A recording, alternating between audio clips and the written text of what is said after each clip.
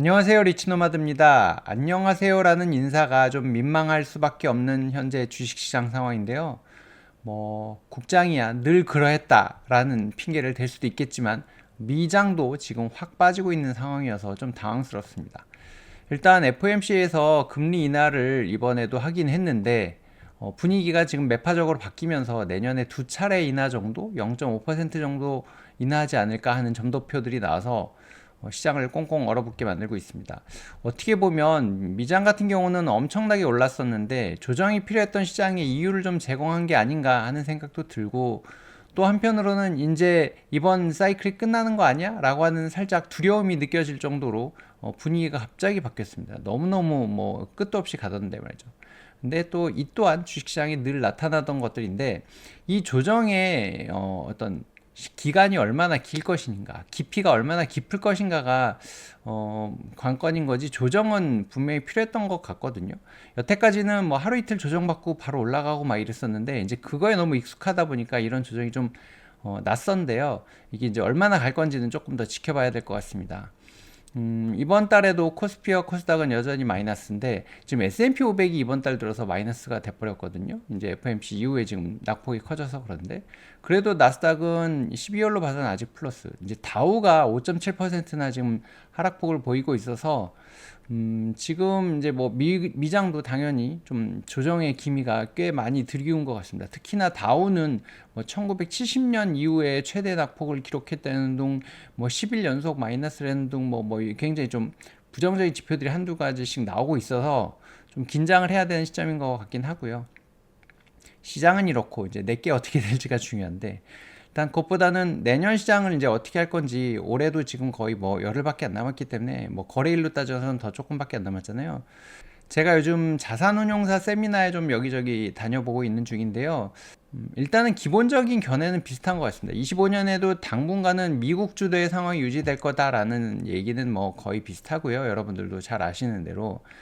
그래서 이제 트럼프가 집권하게 되는 거에 따라서 어떤 식으로 대응해라 이제 이런 얘기들을 많이 할 수밖에 없잖아요. 지금 이건 NH투자증권에서 나왔던 자료, 그건 이제 세미나 때 나왔던 자료인데, 트럼프 집권 2기를 대비한 테마를 선정을 해야 미국 산업 흐름 변화에 주목해라 이런 거고, 보호무역, 친기업, 금융개혁, 뉴시티, 전력인프라, 우주 방산, 중소형주도 얘기하는데 이건 저는 살짝 공감이 좀 안 가서 네모를 안 쳐놨고요. 테크나 금융, 산업재, 유틸리티, 자유소비재 쪽에 이제 수혜가 좀 기대된다 이런 얘기고, 선진국은 이제 아무래도 펀더멘털이 견조한 미국이 주도할 수밖에 없다. 신흥국은 중국이 조금 기회가 될 수 있고, 인도는 장기적으로 봤을 때 괜찮아 보인다 이런 얘기이고요. 중소형주로 옮기고 확산이 될 것 같다는데, 당장은 대형주 중심으로 가는 게 맞지 않을까. 특히나 금리가 이렇게 높은 상황이 지속된다면 조금 달라져야 될 것 같고요. 하루하루 전망이 바뀌니까 사실 이 자료를 낸 시점과 또 이제 어제 오늘 사이에 바뀌는 것들과 하여튼 좀 차이가 있을 수 있을 것 같습니다. 일단 트럼프 정권 7대 테마라고 좀 분류를 했더라고요. 앞에서 보셨던 이런 이제 테마들인데, 관세 대폭 인상 등에 기반한 더 강한 보호무역 정책으로 자국 내 일자리를 보호한다. 이제 친기업, 기업 중심 경제 성장 도모한다. 트럼프는 늘 그래 왔으니까요. 그리고 금융 개혁을 하겠다. 그리고 뉴시티. 요게 좀 재밌던데요. 연방 정부가 갖고 있는 부지를 개발해서 리쇼어링을 할 수 있게 하겠다. 이제 이런 내용들이거든요. 그리고 지금 이제 AI 때문에 전력 인프라 관련된 주식들이 많이 올라가던데, 미국이 워낙에 이제 노후화돼 있고 전력 부족이 만들어질 수밖에 없는 사태이기 때문에 여기에 대한 투자를 확대해라 이런 얘기들이 많이 나오고 있습니다. 일론 머스크 때문에 우주 항공, 특히나 이제 중국하고의 경쟁 때문에 이제 그런 부분, 그 국방까지도 얘기 나오고 있던데, 이런 부분들을 한번 잘 보시고요. 일단은 미중 관계나 무역 갈등이 재점화 될 것이다. 다들 예상하는 부분이고, 트럼프 정책과 지금 이제 금융 환경이 이제 좀 완화되고 암호화폐를 제도권으로 끌고 오겠다 여러 가지 얘기들을 하고 있는데, 이제 그렇게 되면 통화량이 증가를 하게 되고 화폐 유통 속도가 상승하는 상황이 되기 때문에 물가를 자극할 수밖에 없다라는 얘기가 나옵니다. 사실 지금 이제 엊그저께 FOMC에서도 나왔던 반응들이 인플레이션이 잘 안 잡히니까, 그리고 또 불확실성이 있기 때문에 금리 인하 속도를 늦출 것 같아 이제 이런 얘기가 나온 건데, 거기에다가 이제 트럼프가 내놓는 정책들이 이제 재정을 많이 필요로 하는 것들이 많기 때문에 국채를 많이 발행할 수밖에 없거든요. 그래서 금리가 뭐 지금도 뭐 중립금리가 어느 정도 갈 것이냐에 대한 얘기가 많이 나오는데, 금리의 경로가 우리가 예상했던 대로 쭉 떨어지지 않고 정말 내년에 두 번밖에 인하를 안 하고 금리가 오히려 뭐 튈 수도 있다 뭐 이런 얘기까지 부정적인 얘기들이 나오는데, 경로가 변화하지 않을까 하는 걱정이 좀 있습니다. 사실 이제 이 물가와 금리에 대한 부분은 사실 이제 주식시장의 흐름을 바꿀 수가 있잖아요. 할인율을 바꾸고 가치의 평가를 이제 달리할 수 있기 때문에 굉장히 좀 요주의해야 되는 그런 상황인 거고, 이게 이제 당장에 트럼프가 내년 1월 20일 날 취임을 하기 때문에 그 이후에 이제 정책들을 발표하고 영향을 미치고 하다 보면 내년 하반기 정도에 이런 변수들이 좀 커질 수 있거든요. 이제 그런 것들을 보면서 대응을 하세요. 뭐 이제 이런 얘기들이었습니다. 이건 뭐 제 얘기는 아니고 전문가들의 얘기들을 모아놓으니 뭐 이런 것 같다는 거고요. 그래서 이런 큰 방향성을 놓고 어떻게 준비할 것인지를 이제 좀 설계를 해봐야 되는데, 일단 저부터 올해와 내년을 좀 이제 뭐 돌아보고 전망을 해보고 이제 어떻게 계획을 할 것인가 이제 생각을 하는 건데, 일단은 올해 투자를 돌아봤을 때 주요 그래도 성과는, 그래도 작년이나 뭐 그 전에 비해서는 수익 실현을 저는 꾸준히 좀 올해는 했거든요.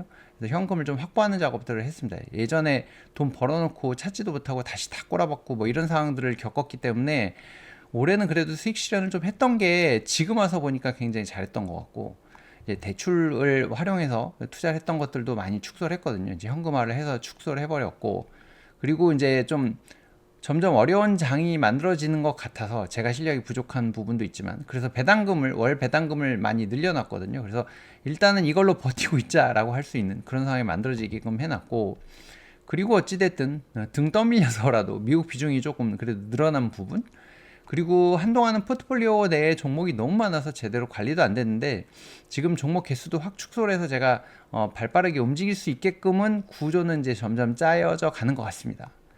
근데 이제 좀 제대로 못했던 부분은 사실 이제 뭐 미국 쪽으로 확 비중을 크게 옮기지, 그러니까 발빠르게 옮기지 못했던 부분이 가장 큰 좀 아쉬운 부분이고, 그 다음에는 제가 너무 매매를 많이 했더라고요. 제 스타일하고는 완전히 다른데 이게 정보도 많고 이제 시간도 많아지니까 맨날 들여다보고 맨날 매매를 하고 있는 거예요. 거래 금액으로 따지니까 역대 최고 금액을 했습니다. 진짜 제가 지금 운용하는 자금의 거의 절반 정도는 사고 팔고 했던 것 같은데, 그렇지만 뭐 그렇게 자주 사고 팔고 했어도 성과는 사실 좀 미약하더라고요. 그래도 10년간, 그러니까 매매 차익만 놓고 보니까 10년 평균을 따지니까 6% 정도 나오거든요. 이제 거기에 저는 배당금으로 많이 투자를 했기 때문에, 배당주에 투자하고 배당금을 많이 받았기 때문에 연평균으로 따지면 10%는 넘긴 할 것 같은데, 하여튼 매매로 인한 성과는 뭐 그닥 좋은 것 같지는 않습니다. 뭐 예전에 이제 확보해놨던 이익들을 실현하는 게 조금 더 올해는 많았기도 했고요. 일단은 그리고 저점 매수보다는 제가 추격 매수라는 경향이 되게 많은 것 같아서 막판에 이렇게 따라 사다가 물리는 경우도 꽤 많고, 원치 않는 장기 투자나 손절하게 되는 경우들도 있어서 이 부분은 좀 반성을 하고 있습니다. 내년에는 좀 더 잘할 수 있지 않을까 싶은데, 그리고 급격한 변동성이 이제 발생을 했을 때, 폭락을 하거나 폭등을 했을 때 일부 좀 급하게 대응을 해서 후회하는 경우들이 많았거든요. 이제 최근에도 또 갑자기 그런 얘기들이 이제 막 그런 상황들이 벌어지는데, 그나마 뭐 8월 달에 한번 좀 헛발질을 하고 그 다음에 이제 연말로 가면 갈수록 조금씩은 이제 나아지는 것 같은데, 아직도 이거는 쉽지 않은 것 같습니다. 욕심을 너무 부리기도 하고 또 하여튼 뭐 대응을 좀 잘 못하는 경우들이 있는데, 이것도 내년엔 좀 나아지겠죠. 그래서 내년에는 사실은 미국 비중을 50%까지 상향하려고 합니다. 오늘 아침 기사도 보니까 미국의 GDP 규모는 뭐 30%, 20몇 프로 뭐 이렇게 되는데 주식시장의 비중은 전 세계 50%라 하더라고요. 그래서 50%까지 한번 늘려보자 뭐 이런 생각하고 있고, 빅테크 중심으로 지금 이제 금리가 높은 상황이기 때문에 중소형주들이 부족한 현금이나 이런 것들을 감안했을 때는 성과를 내기가 쉽지 않거든요. 그래서 빅테크 중심으로. 근데 이제 빅테크들이 너무 올랐기 때문에 약간 변동성도 있고 횡보할 수도 있다고 봐서 커버드 콜을 포함해서 대응을 해보려고 하고요. 지금 이제 제 포트에 많이 들어있는 이제 채권형 CEF는 그냥 이걸로 배당받기 위해서 그냥 유지를 해보려고 합니다. 원화 배당은 이제 현금화해서 쓰거나 뭐 예금하거나 이런 쪽으로 하려고 하고요. 달러 배당은 원화로 환전하기보다는 한동안은 또 미국 이제 달러의 강세가 유지될 것 같아서 현금 보유하든지 좀 이제 뭐 이런 쪽에 재투자할 때 활용하든지 하는 쪽으로 생각을 하고 있습니다. 그리고 내년 하반기에는, 물론 내년 하반기라 아직 뭐 벌써 예측하기는 너무 어려우니까 그때쯤 돼서는 주식 비중을 좀 축소하고 오히려 부동산 지금 약간 선수들이 움직이기 시작했거든요. 이제 아무래도 집값이 많이 떨어졌기 때문에 지금이 바닥이다 생각하고 이렇게 이제 그 갭 투자 문의하는 건들이 조금씩 생기더라고요. 제가 이제 부동산 몇 군데 친한데 연락해 보니까. 그래서 그런 부분 보면 내년 상반기나 늦으면 내년 하반기쯤에 부동산 투자에 대한 것도 미리 좀 공부를 해서 해보는 건 어떨까, 뭐 이런 생각들을 하고 있습니다. 여러분들은 올해 어떤 반성과 성과가 있으셨고, 그리고 내년은 어떤 투자 계획을 갖고 계신가요? 댓글로 남겨주시면 같이 한번 얘기해서 봤으면 좋겠습니다. 내일은 이제 리노클럽 분들 모시고 오프라인에서 만나서 이런 얘기들 해볼 건데요. 그 얘기에서 또뭐 배울 만한 점 있으면 나중에 한번 다뤄보도록 하겠습니다. 아직도 구독 안 하시고 좋아요도 잘 안 눌러주시는데요. 구독과 좋아요는 저에게 이런 컨텐츠를 만들 수 있는 힘이 됩니다. 오늘은 여기서 마치도록 하겠습니다. 고맙습니다.